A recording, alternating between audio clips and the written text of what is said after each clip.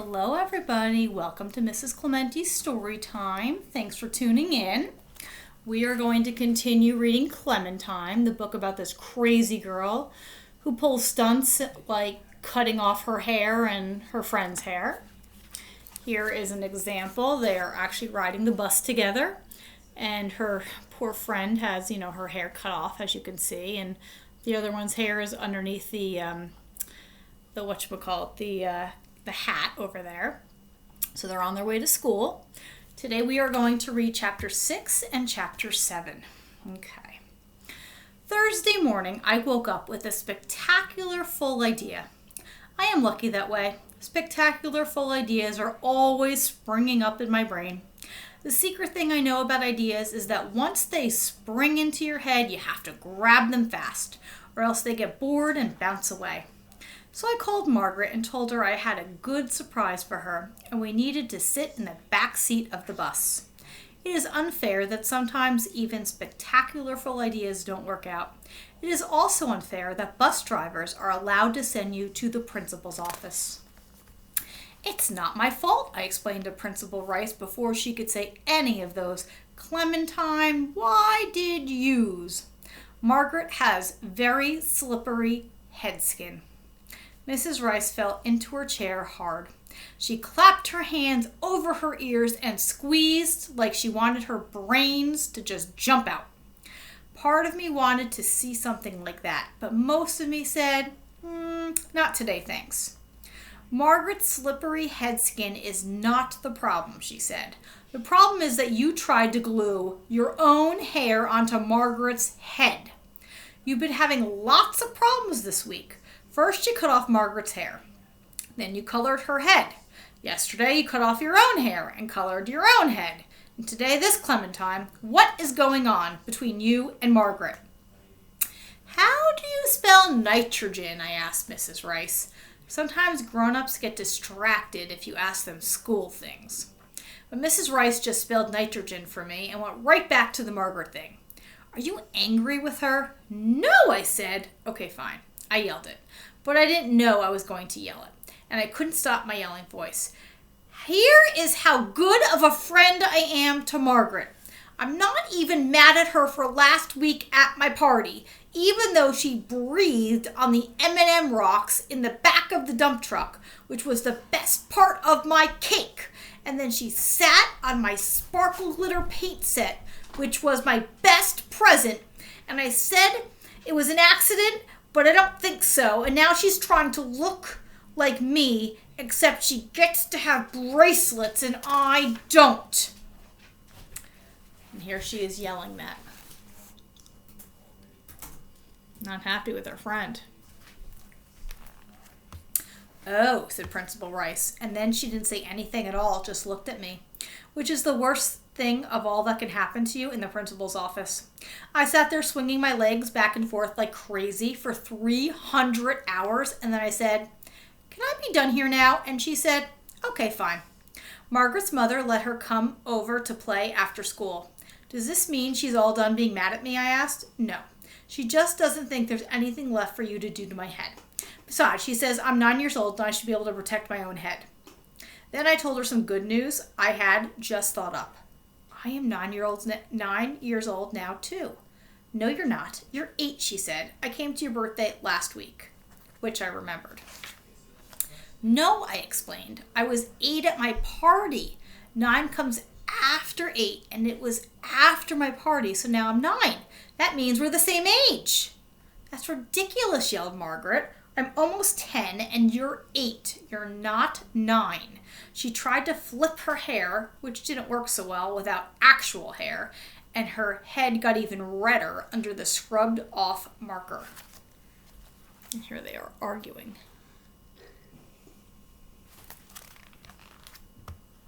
Yes, I am, I told her. I'm in the gifted class for math, so I understand about numbers.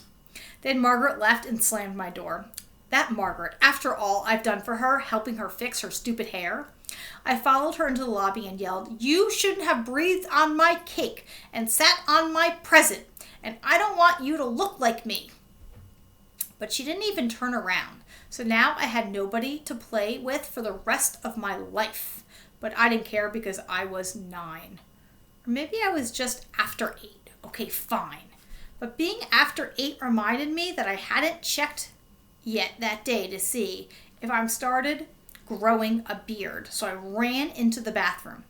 While I was there, I accidentally climbed onto the toilet seat to look out the window into the side alley to see if Margaret went out there. I didn't see her, but I didn't care, especially when I looked in the mirror and saw that I had started growing a nice brown beard on one cheek. "Hey, Bill," I yelled. Bill is my dad's for other people name. "Where's your razor?" Dad came skidding into the bathroom so fast I thought his feet might be on fire, but they weren't. I showed him my beard. Dad squinted and sniffed my cheek. "That's not a beard, Clementine," he sighed.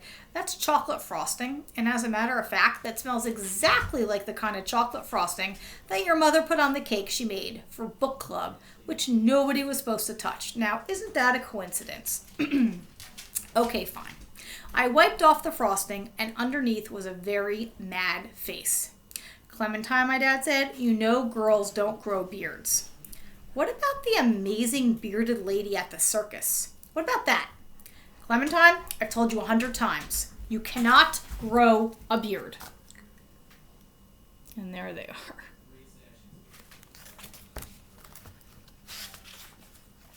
So Rutabaga gets to have one like yours someday. Down to his knees if he wants, and I don't. That's not fair, which I have told him 100 times. "First of all, your brother's name is not Rutabaga," Dad said. "Second of all, well, never mind. Maybe today isn't the time to talk about what's fair." My dad and I looked at my mad mirror face with green marker top for a long time. "I sure am having a lot of trouble with hair these days," I whispered. "You know, Sport," Dad said. Then he hugged me. Usually this squeezes the mad right out of me, but that time it just mixed it all up with feeling sad and lucky, which is extremely confusing. "Hey," my dad said, "have you got a little time to spare?" I squint-eyed him. It depended. "The Great Pigeon War," he said. "It's time for evening maneuvers. I could use someone like you on the front lines tonight, someone with fresh ideas. I'm running a little low on them myself." I said okay, and my dad and I put on our raincoats and went outside. First, he got out the hose, which he calls the heavy artillery. Then he sprayed off the front steps and the sidewalk in front of the lobby doors.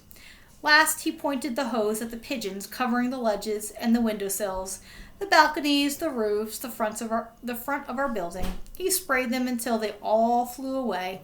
That's the best part, because when 1,000,000 pigeons take off at the same time right above you, you can feel their wing beats exploding inside you like fireworks. My dad handed me the hose. "Want to clean the lion?" Oh, and here's the pigeons, by the way.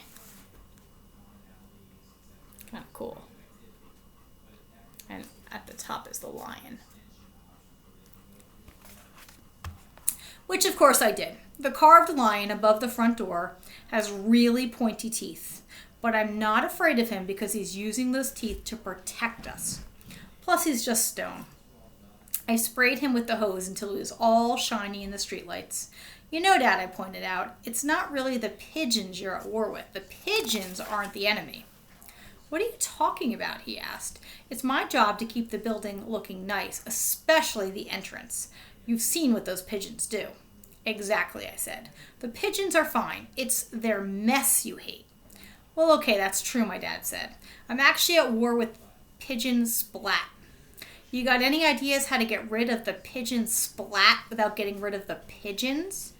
"How about diapers?" I suggested. "We could wait until all the pigeons are asleep and then sneak up and put little diapers on them." "Brilliant," my dad cried. "See? That's what I'm talking about. I can always count on you to make things from a new angle, to see things from a new angle. I'm going to make you a captain." "You made me a captain last week for the idea about charging them rent," I reminded him. "Well, then you could be a sergeant then," he promised. "Never mind," I said. "Who would change all those diapers every day?" "Not me." Dad said. "Excellent point. Back to the drawing board, Sport." Then we just sat there together, watching the pigeons flock back to our building for the night. We listened to them cooing above us, sounding like a million old ladies with secrets. What are we going to do? I asked. I mean, for real. Okay. I was going to read 2 chapters, but I'm going to stop here because that chapter was very long. So let's see. We'll tune in next time to see what happens with Clementine. And see if she gets into any more trouble with her friend Margaret, because it seems like she's always getting into her friend Margaret. We have about 3 or 4 more chapters left of the book, so we will definitely finish this before the end of the year. I hope you are enjoying this, and if you are, there are more Clementine books. Don't forget, she is a character, of course. Have a wonderful week. Bye, everybody.